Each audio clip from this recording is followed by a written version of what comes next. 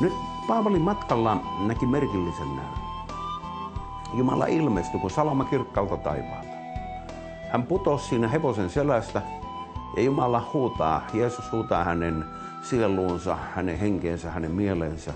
Saul, Saul, miksi vainoat minua? Ja Saulkin ihmettelee sitä, mitä ihmettä tämä on, miksi vainoat minua? Että turha on sinun potkia tutkainta vastaan. Ja siinä tuo kosketus oli niin voimakas Jumalalta, että Saul tulee sen kosketuksen voimasta, tulee sitten sokeaksi. Raamattu sanoo, että he kaikki kuulivat kyllä äänen, vaikka he eivät nähneet mitään. Ja se oli jännä, Saul tuli sokeaksi ja nyt Jumala lähetti sitten Saulin tykö Ananias-nimisen rovetan, joka tulee ja julistaa sitten Saulille pelastuksen tien, niin se mitä Ananias julistaa, niin se on jännä. Hän julistaa tällä tavalla, älä viivyttele, vaan avuksesi huuda Herran nimeä. Ja anna kastaa itsesi ja pestä pois syntisi. No se on jännä, Paavali tottelee tuota kutsua. Hän ei enää viivyttele, hän käytännöllisesti nousee, Jeesus, tule mun elämääni. Paavali luovuttaa koko elämänsä, kaikki ne elämän ohjat Kristukselle ja sanoo, että Herra, tässä on minun elämäni, jos tästä elämästä vielä voit jotakin tehdä, niin tee sinä. Ja siinä kun Paavali vihkiytyy Kristukselle, Jumala henki täyttää hänet ilolla ja riemulla. Ja niin hän uudesti syntyy ylhäältä ja hänestä tulee uskovainen ihminen. Ja me saamme sitten seurata Paavalin elämää hänen kirjeissään ja miten monilaisiin elämän vaikeuksiinkin tuo tie johti. Mutta kaikissa niissä vaikeuksissa Kristus oli hänen kanssaan ja auttoi häntä ja Paavali on ollut meille siunaukseksi myöskin tähän aikaan asti. Kiitos siitä Herralle, sillä Jumala antoi hänelle niin valtavan tehtävä. Hallelujaa. Kiitos Herralle. Ja nyt kun ajatellaan koko apostolista sanomaa, apostolien teos, niin koko tämä pelastussanoma voisi ajatella tällä lailla, se niin kuin huipentuu, kun Pietari puhuu siellä Korneliuksen kodissa.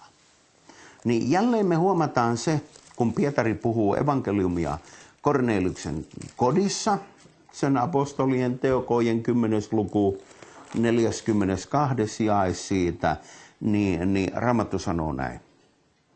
Hän käski meidän saarnata kansalle ja todistaa, että hän on se, jonka Jumala on asettanut elävien ja kuolleiden tuomariksi. Hänestä kaikki rovetat todistavat, että jokainen, joka uskoo häneen, saa synnit anteeksi hänen nimensä kautta. Kiitos Herralle. Ja vielä tänä päivänä tässä sanomassa on sama voima ja voitelu. Hän on se. Jeesus Kristus on se, joka vielä tänä päivänä käskee meidän saarnata kansakunnille, kansoille ja todistaa, että hän on se, jonka Jumala on asettanut elävien ja kuolleiden tuomariksi. Eli on tapahtuma se tosiasia, että jokainen ihminen, joka syntyy tähän maapallolle, niin se on valtava elonkorjuu, kun ajatellaan sitä viimeistä tuomiohetkeä. Voisiko sitä sanoa elonkorjuuksi tai miksikä sitä voisi sanoa.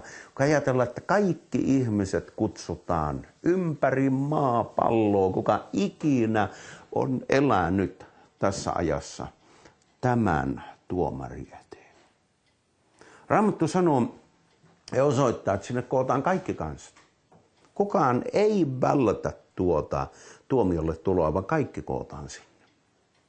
Ja siellä tuomari edessä, kun me sinne tullaan, siellä ei kysytä meiltä, mitä sä sait aikaan, miten paljon sä opiskelit, mikä sä olit ammatiltas tai mikä ihminen sä olit.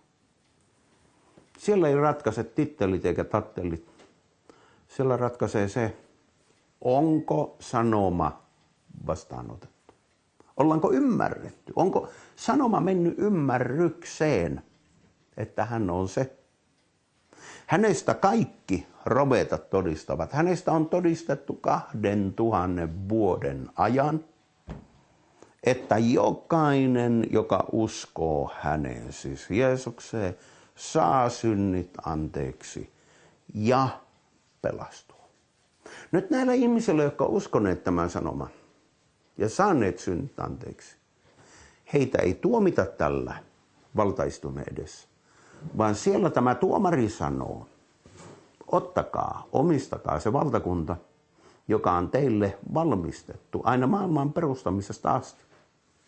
Ja niiden ihmisten, ajatelkaa sitä iloa, kun he käyvät vastaanottamaan sitä valtakuntaa, jonka vapahtaja on heille valmistanut, ja he saavat ikuisesti sitten olla Jumalan kanssa. Ja tässä on, sanotaanko, koko Jumalan sanan ydin on se, että jokainen, joka vastaanottaa Jeesuksen, saa synnit anteeksi ja pelastuu. Tässä on se ydin. Ja tätä meidän sanomaa täytyy kaiuttaa kaikkialla joka hetki. Ydin on se. Vain vastaanottamalla Kristus pelastutaan ja elämä muuttuu. Kiitetty olkoon Herra.